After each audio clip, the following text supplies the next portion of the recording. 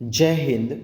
Gujarati study and education ચેનલમાં તમારા દરેક મિત્રોનું હાર્દિક સ્વાગત છે. તો આજે આપણે વિડીયોમાં જોવાના છીએ કે ધોરણ 12 વિષય સમાજશાસ્ત્ર પાઠ નંબર 1 છે, જેનું નામ છે ભારતનું વસ્તી વૈવિધ્ય અને રાષ્ટ્રીય એકતા. તો મિત્રો, જે આ પાઠ આપ્યો છે એ પાઠના જેના સ્વાધ્યાયના પ્રશ્નો છે, તો સ્વાધ્યાયના તમામ પ્રશ્નોનું આપણે આ વિડીયોમાં સંપૂર્ણ અને સચોટ સોલ્યુશન જોવાના છીએ. તો વિડીયો પૂરેપૂરો જોજો.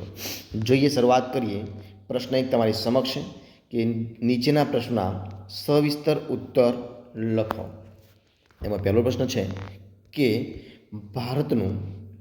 ભારતનું સાંસ્કૃતિક વૈવિધ્ય જણાવો. ભારતનું સાંસ્કૃતિક વૈવિધ્ય જણાવો. તો એની અંદર જોઈએ આપણે શું છે કે ભારતીય સંસ્કૃતિ એ વિશ્વમાં સમન્વય અને સાતત્યનું સર્વોત્તમ ઉદાહરણ છે. ત્યારબાદ હડપ્પીય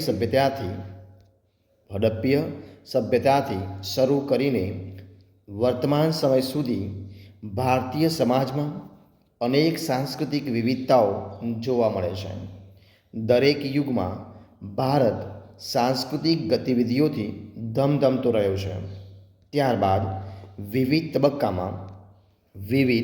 તબક્કામાં સ્થળાંતરિત થઈને આવેલા વિવિધ સમુદાયોની જીવનશૈલીના કારણે ભારતમાં ભાતીગળ સંસ્કૃતિ વિકાસ પામતી રહી છે. અને એ રીતે જે ભારત છે એ રીતે ભારતમાં ઉત્તરથી દક્ષિણ અને પશ્ચિમથી પૂર્વ એમ સમગ્ર ભારતના વિશાળ પ્રદેશમાં પ્રાદેશિકતાને આધારે સાંસ્કૃતિક વૈવિધ્ય જોવા મળે છે. ત્યારબાદ આપણે આગળ જોઈએ કે દરેક પ્રદેશની જે સંસ્કૃતિ છે એ સંસ્કૃતિ પોતાની એક આગવી ભાત ઊભી કરે છે અને સાથે સાથે અન્ય પ્રદેશની જે સંસ્કૃતિમાં ભાગીદાર થવા પણ પ્રયત્ન કરે છે. અને પરિણામે સાંસ્કૃતિક એકતા શું થાય છે? મજબૂત બને છે. અને એ રીતે ભારતીય સમાજની સાંસ્કૃતિક વિવિધતા દેશ વિદેશમાં પણ શું છે? જાણીતી બની છે. અને એ રીતે સમગ્ર ભારતના સાંસ્કૃતિક વૈવિધ્યને આપણે આ પ્રમાણે અનેક સ્વરૂપે જોઈ શકીએ છીએ. કયા? તો નંબર 1 જોઈએ આપણે ઉત્સવો તરીકે. તો જોઈએ નંબર 1 ઉત્સવો. તો સમગ્ર ભારતમાં દરેક પ્રદેશના તહેવારો અને ઉત્સવો અત્યંત ધામધૂમથી ઉજવવામાં આવે છે. દિવાળી, નવરાત્રિ, દશેરા, ઈદ ઉલ ફિત્ર, રમઝાન, ક્રિસમસ, પતેતી, ગુરપર્વ વગેરે ધાર્મિક તહેવારો ઉત્સાહથી ઉજવવામાં આવે છે. અને એ રીતે કૃષિને વધાવતા ઉત્સવો જેવા કે અસમનો બિહુ, તમિલનાડુનો પોંગલ, કેરળનો ઓણમ, ઉત્તર ભારતમાં ઉજવાતો બૈસાખી વગેરે ઉજવવામાં આવે છે. મહાવીર જયંતિ અને બુદ્ધ પૂર્ણિમા પણ ઉત્સાહથી ઉજવવામાં આવે છે. અને એ જ રીતે આપણે જોઈએ તો બીજા નંબરે છે ભાષા. તો જોઈએ કે ભાષા, તો ભારતની અંદર ભાષાઓ અને બોલીઓનું શું છે મિત્રો? વૈવિધ્ય છે, કે અલગ અલગ ભાષાઓ બોલાય છે. જો દાખલા તરીકે આપણે બંધારણ મુજબ આપણા દેશ ભારતની અંદર 22 ભાષાઓ બંધારણની માન્ય ભાષાઓનો દરજ્જો ધરાવે છે. એ જ પ્રમાણે, એટલે કે જે આ પ્રમાણે છે, કઈ પ્રમાણે છે? તો જોઈએ નંબર 1 મિત્રો કઈ આવશે?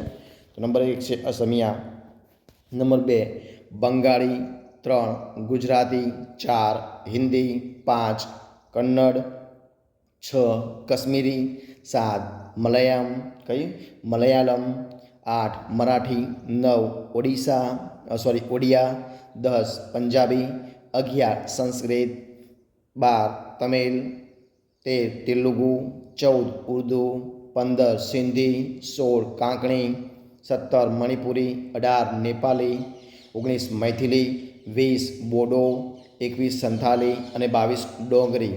મિત્રો, આટલી ભાષાઓ આપણા દેશ ભારતની અંદર બંધારણની અંદર માન્ય ભાષાઓ દરજ્જો ધરાવે છે. ત્યારબાદ જોઈએ આપણે આગળ જોશું છે. ત્યારબાદ આગળ ભારત સંસ્કૃતિને ટકાવી રાખે છે અને એટલા માટે ભાષા સંસ્કૃતિને ટકાવે છે અને ભાષાઓ ભારતની આગવી ઓળખ છે. દરેક ભાષાઓમાં અનેક બોલીઓ છે. આથી કહેવાય છે કે 12 ગાઉં એ બોલી બદલાય એવું આપણે કહી શકીએ. આગળ જો આપણે પોશાકમાં, તો પોશાકમાં શું છે કે પોશાક, તો ભારતીય લોકોના પોશાકમાં અનેક પ્રકારની વિવિધતા જોવા મળે છે. પોશાકના કારણે દરેક પ્રદેશની ઓળખ ઊભી થાય છે. દાખલા તરીકે પંજાબી, રાજસ્થાની, ગુજરાતી વગેરે પોશાક.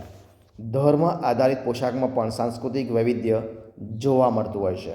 દાખલા તરીકે મુસ્લિમોમાં બુરખો, શીખોમાં પાઘડી, આ તમામ બાબતો અલગ પડે છે. મિત્રો આપણે જોઈએ ખોરાક વિશે, તો પ્રદેશના અનાજના ઉત્પાદનની અસર લોકોના ખોરાક પણ પડતી હોય છે. દાખલા તરીકે જોઈએ આપણે કે દરિયા કિનારાના જે પ્રદેશો છે તો એ પ્રદેશોમાં ચોખા અને માછલી સરળતાથી પ્રાપ્ત થતા હોવાથી સમુદ્ર કિનારાના જે નજીક રહેતા લોકોનો મુખ્ય ખોરાક ભાત અને માછલી છે. બીજો, જે પ્રદેશોમાં ઘઉં, જુવાર, બાજરી વગેરેનું ઉત્પાદન થાય છે ત્યાં લોકોનો મુખ્ય ખોરાક ઘઉં છે. ત્યારબાદ પ્રાદેશિક ખોરાક જે છે એ પ્રાદેશિક ખોરાક વૈવિધ્ય સર્જે છે. દાખલા તરીકે પંજાબી, ગુજરાતી, થાળી, સાઉથ ઇન્ડિયન ફૂડ વગેરે. ધાર્મિક વિચારધારા પણ ખોરાકમાં વૈવિધ્ય લાવે છે. દાખલા તરીકે જૈન ખોરાક વગેરે. આધુનિક સમયમાં પ્રાદેશિક ખોરાકે વૈશ્વિક ઓળખ ઊભી કરી છે. હવે આપણે જોઈએ નંબર 5મો મુદ્દો, જીવન નિર્વાહની રીતો કઈ કઈ તેના વિશે ચર્ચા કરીએ. તો આર્થિક પ્રવૃત્તિઓ દ્વારા માનવી પોતાની અને કુટુંબની જરૂરિયાતો સંતોષે છે. જીવન નિર્વાહની અનેક રીતો છે.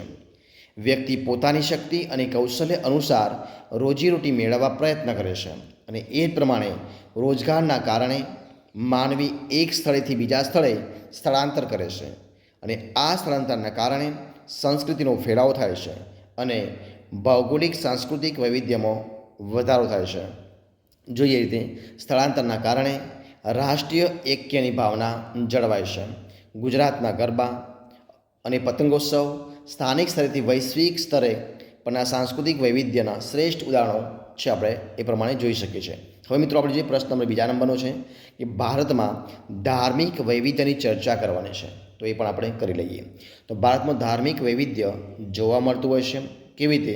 તો કે છેલ્લા અનેક વર્ષોમાં ભિન્ન ભિન્ન ધાર્મિક આચરણ કરતી પ્રજાઓ ભારતમાં આવીને સ્થાયી થઈ ગઈ છે અને એ જ પ્રમાણે આર્યોથી શરૂ કરીને હોણ, તુર્ક, મુગલ, પારસી, ડચ, ફ્રેન્ચ અને અંગ્રેજો ભારતમાં આવીને વસ્યા છે. તેઓ પોતાની સાથે તેમનો ધર્મ અને આગવી સંસ્કૃતિ લઈને આવ્યા હતા. આમ જગતના મુખ્ય ધર્મોના નાગરિકો ભારતમાં વસવાટ કરે છે અને એ જ રીતે દરેક ધર્મ પોતાની આચાર સંહિતા, ધર્મસ્થાન, ધર્મગ્રંથ, તહેવાર અને વ્રતો ધરાવે છે અને તેના આધારે પોતાની આગવી જીવનશૈલી રચતા હોય છે. અને એ જ રીતે ભારતના બધા જ ધર્મોમાં બંધુતાની ભાવના સમાયેલી છે. અનેક ધર્મોનું સહઅસ્તિત્વ પ્રજામાં એકબીજાની સંસ્કૃતિ અને લક્ષણોના સ્વીકાર સાથે ઉદારતા અને સહિષ્ણુતાની ભાવના વિકસાવે છે અને આ જ પ્રકારની ધાર્મિક વિવિધતા એકતાનું સર્જન કરે છે. અને એ જ પ્રમાણે દરેક ધર્મની આધ્યાત્મિક બાબતોમાં સમાનતા છે. દરેક ધર્મ નૈતિક આચરણ પર ભાર મૂકતો હોય છે. ભારતના ધાર્મિક સ્થળો કોઈ એક ધર્મના સ્થળો રહેવાને બદલે બધા જ ધર્મીઓના શ્રદ્ધાના સ્થળો બન્યા છે. દાખલા તરીકે વારાણસી, ઉજ્જૈન, મથુરા, દ્વારકા, અંબાજી, બોધગયા, અમૃતસર, અજમેર, તિરુપતિ, વૈષ્ણોદેવી વગેરે આપણે ગણી શકીએ છીએ.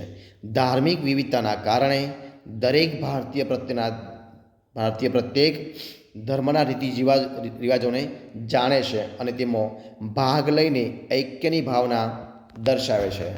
ભારતમાં હિન્દુ ધર્મીઓની વસ્તી સૌથી વધુ છે અને આથી તેને બહુમતી સમુદાય કહેવાય છે. અન્ય ધર્મીઓની સરખામણીમાં ઇસ્લામ ધર્મના લોકોની વસ્તી વધુ છે અને આમ લઘુમતી સમુદાયમાં મુસ્લિમોની સંખ્યા પણ વધુ છે. ગુજરાતમાં પણ ભારતના જેવી જ સ્થિતિ છે. હિન્દુઓની વસ્તી સૌથી વધુ અને લઘુમતી સમુદાયમાં મુસ્લિમોની વસ્તી વધુ છે અને એ જ પ્રમાણે આંકડાકીય દ્રષ્ટિએ આપણે જોઈએ તો આંકડાકીય દ્રષ્ટિએ ધર્મ આધારિત વસ્તીનું પ્રમાણ ઓછું કે વધારે હોઈ શકે છે, પરંતુ રાષ્ટ્ર અને પ્રદેશ અનુસાર ધાર્મિક તહેવારોની ઉજવણીમાં અને ધાર્મિક સ્થળોની મુલાકાતમાં ધાર્મિક બંધુતાની ભાવના જોવા મળતી હોય છે.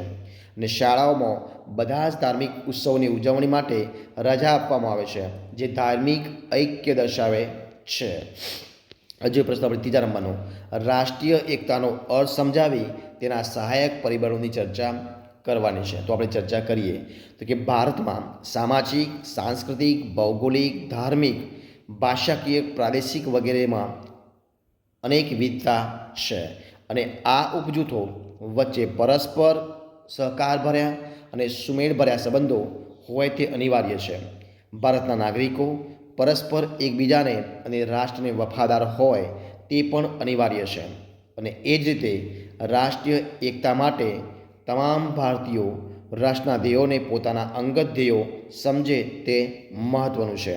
અને એ જ પ્રમાણે ભારતીય સમુદાયના વિકાસમાં કોમવાદ, આતંકવાદ, જ્ઞાતિવાદ, નક્સલવાદ, પ્રદેશવાદ, ભાષાવાદ, અલગતાવાદ વગેરે સમસ્યાઓ પડકારરૂપ છે. અને એ જ પ્રમાણે આ સમસ્યાઓને હલ કરીને રાષ્ટ્રીય એકતા સ્થાપવી આવશ્યક ગણી શકાય છે.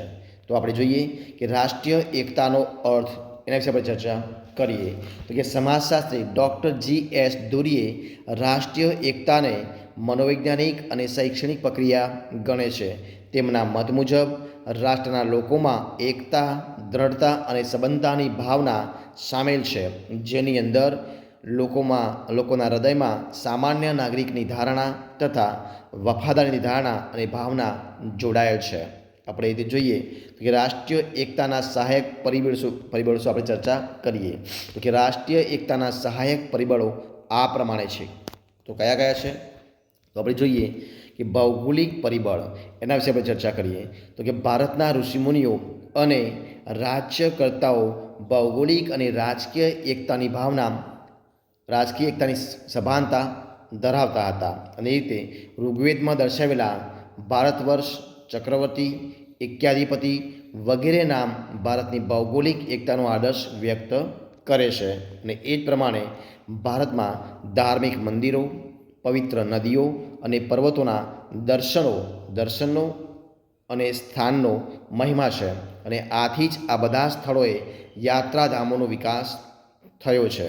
હવે આપણે આગળ જોઈએ કે આ ધર્મોની સંસ્કૃતિ તથા રમણીય અને હવા ખાવાના સ્થળો ભારતના લોકોને વિવિધ પ્રદેશોમાં પ્રવાસ કરવા માટે પ્રોત્સાહિત કરે છે, જેના કારણે ભૌગોલિક અને રાજકીય એકતા સ્થપાય છે અને લોકો માતૃભૂમિ પ્રત્યે પ્રેમ અને દેશભક્તિ વ્યક્ત કરે છે. નાના મોટા રાજ્યોમાં વહેંચાયેલો ભારત એક દેશ તરીકે પ્રસિદ્ધ પામ્યો છે એવું આપણે કહી શકીએ.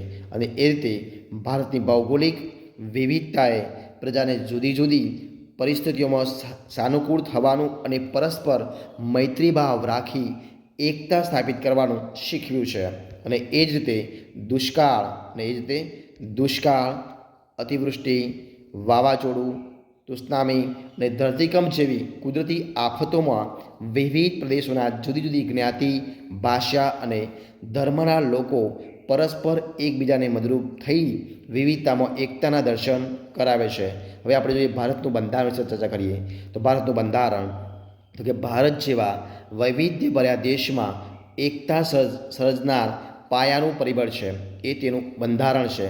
બંધારણ એ ભારતના સંઘ રાજ્યોને જોડતો લેખિત દસ્તાવેજ છે. અને એ જ પ્રમાણે ભારતના બંધારણના આમુખમાં સાર્વભૌમ, સમાજવાદી, બિનસાંપ્રદાયિક, લોકતાંત્રિક અને પ્રજાસત્તાક રાજ્યના સિદ્ધાંતો સ્વીકારવામાં આવ્યા છે. અને એ જ પ્રમાણે ન્યાય, સ્વાતંત્ર્ય અને સમાનતા એ સંઘ રાજ્યના પાયા છે. એ જ પ્રમાણે ભારતના બંધારણમાં સમાનતાના અધિકારમાં ધર્મ, જાતિ, જ્ઞાતિ, લિંગ કે જન્મસ્થળના કારણે ભેદભાવ પર કાયદા દ્વારા પ્રતિબંધ મૂકવામાં આવ્યો છે. અને એ જ રીતે ભારતનું બંધારણ તમામ નાગરિકોને વ્યક્તિ ગૌરવની તથા રાષ્ટ્રીય એકતા અને અખંડિતતાની ખાતરી આપીને તેમનામાં ભાતૃભાવના દ્રઢ બનાવે છે. ભારત ધર્મનિરપેક્ષ રાજ્ય છે, એટલે કે ભારતનો કોઈ રાજ્ય ધર્મ નથી. બંધારણ બધા જ ધર્મોને સમાન આદર અને રક્ષણ આપે છે. એ જ પ્રમાણે ભારતનું બંધારણ તમામ નાગરિકોને મુક્તપણે ધર્મ માનવાનો, પાળવાનો તથા તેનો પ્રચાર કરવાનો અધિકાર આપે છે. ભારતના કોઈ પણ સ્થળે વસવાટ કરતા નાગરિકોને પોતાની ભાષા, લિપિ કે સંસ્કૃતિનું જતન કરવાનો અને જાળવવાનો અધિકાર બંધારણ આપે છે. અને એ જ પ્રમાણે ભારતના બંધારણે આપેલા અધિકારો રાષ્ટ્રીય એકતાના ઘડતરમાં પ્રાથમિક ભૂમિકા ભજવે છે. હવે આપણે જોઈએ નાગરિક ફરજો, તો એના વિશે આપણે ચર્ચા કરીએ તો કે ભારતના નાગરિકોની ફરજોમાં રાષ્ટ્રીય એકતા જોવા મળે છે. ભારતના નાગરિકોની ફરજો આ પ્રમાણે છે. કઈ કઈ છે? તો કે તમામ નાગરિકોએ રાષ્ટ્રને વફાદાર રહેવું અને તેના આદર્શો, સંસ્થાઓ તથા રાષ્ટ્રગીત અને રાષ્ટ્રધ્વજનો આદર કરવો. સ્વતંત્રતાની લડતને પ્રેરણા આપનાર આદર્શોને સન્માનિત કરી તેનું પાલન કરવું. ભારતના સાર્વભૌમત્વ, એકતા અને અખંડિતતાનું રક્ષણ કરવાનું. દેશના રક્ષણમાં મદદ કરવી અને રાષ્ટ્રીય સેવાઓ કરવી. ધાર્મિક, ભાષાકીય, પ્રાદેશિક અને સાંપ્રદાયિક તફાવતોથી દૂર રહેવું. ભારતના તમામ નાગરિકોમાં સુમેળ અને બંધુત્વની ભાવના વિકસે તે માટે પ્રયત્નો કરવા. મહિલાઓના ગૌરવને સન્માનિત કરે તેવા વર્તન વ્યવહારો કરવા. ઉપર દર્શાવેલ નાગરિક ફરજો રાષ્ટ્રીય એકતાના સર્જનમાં મહત્ત્વની ભૂમિકા ભજવે છે. અને આ ઉપરાંત નીચે જણાવેલા પરિબળો રાષ્ટ્રીય એકતા સ્થાપવાના સહાયક નીવડે છે. કયા કયા છે તો એ પણ આપણે જોઈ લઈએ. જો કયા કયા છે તો અહીંયા તમારા સમક્ષ મૂકીએ આપણે. તો કે કાયદાઓ, લોકશાહી પ્રણાલી, રાષ્ટ્રીય પર્વ ને રાષ્ટ્રીય સન્માન, રમતગમતની પ્રવૃત્તિઓ, સમૂહ સંચારના માધ્યમો, વાહન વ્યવહારના સાધનો તથા પરસ્પર અવલંબન અને સંયુક્તિકરણ. તો મિત્રો અહીંયા આપણે જે આ પ્રશ્નો છે એ પાઠ 1થી 3 પ્રશ્નો મિત્રો આપણે અહીંયા મુખ્ય મિત્રો પ્રશ્ન 1 આપણે અહીંયા પૂરો કરીએ છીએ. આગળના પ્રશ્નો મિત્રો આપણે નેક્સ્ટ વિડીયોમાં જોઈશું. તો જો તમને મારો વિડીયો ગમ્યો હોય, પસંદ આવ્યો હોય, યુઝફુલ લાગ્યો હોય તો એને લાઇક કરો, કોમેન્ટ કરો, તમારા મિત્રોને વિડીયો શેર કરો અને છેલ્લે ચેનલમાં નવા હોય, ચેનલ સબસ્ક્રાઈબ ન કરી હોય તો ગુજરાતી સ્ટડી એન્ડ એજ્યુકેશન ચેનલને સબસ્ક્રાઈબ કરવા માટે વિનંતી છે. મારા વિડીયોને પહેલાંથી અંત સુધી જોવા માટે તમારા દરેક મિત્રોનો હું દિલથી ખૂબ ખૂબ આભાર માનું છું. આપણે ફરી મળીશું એક નવા વિડીયો સાથે, નવા ટૉપિક સાથે. ત્યાં સુધી બની રહો, ખુશ રહો. જય હિન્દ, જય ભારત, જય ગરવી ગુજરાત. Best of luck.